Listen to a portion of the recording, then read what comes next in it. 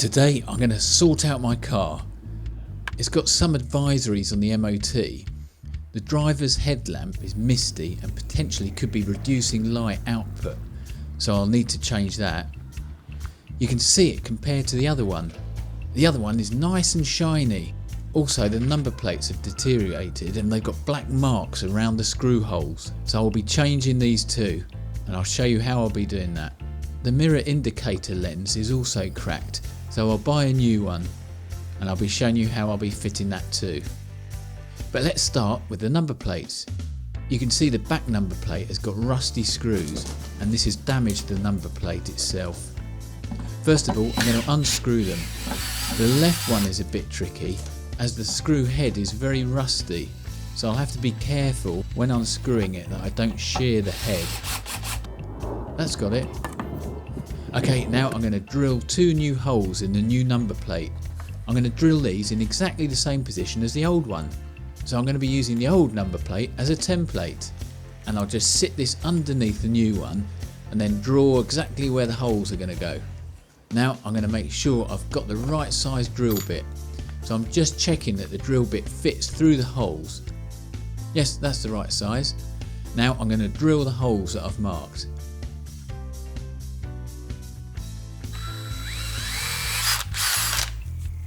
I've put an old bit of pallet wood underneath so I don't drill through the table.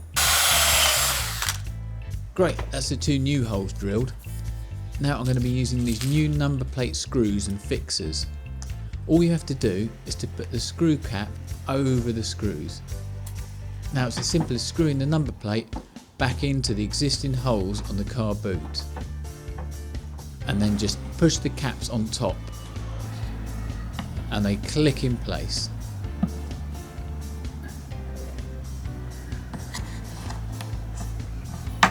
Great, that's that done. That looks much better. I'll do exactly the same on the front of the car. Okay, now for the indicator lens. You can use this process for changing the mirror or the mirror cover cap or the repeater lens. These are the parts I'm going to be using. For this I'm going to be using plastic car trim removal tools. I bought these from eBay for £2.99. You'll also need a new wing mirror indicator lens itself. But make sure, if you're going to use an LED one, that the previous one was an LED, or it's compatible.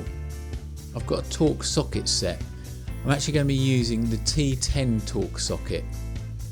Okay, first of all I'm going to take the plastic mirror cap off using the plastic trim removal tool.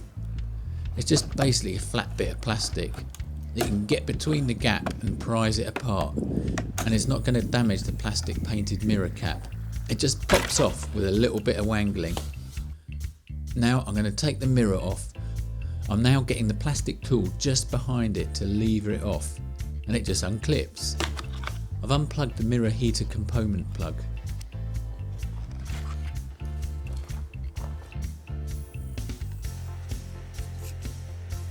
Now I'm going to take off the inner casing.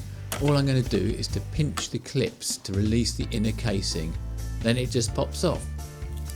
I'm going to be using my T10 Torx socket and unscrew the lower casing.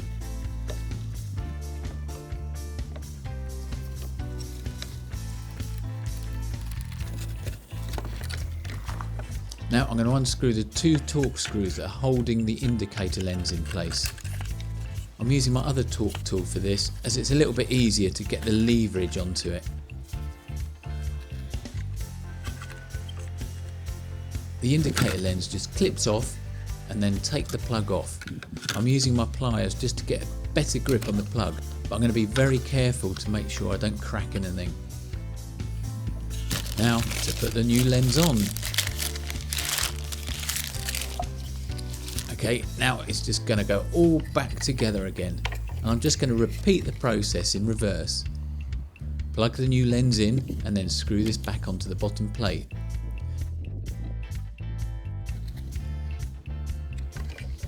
And then screw the bottom plate back onto the wing mirror, making sure it's nice and solid.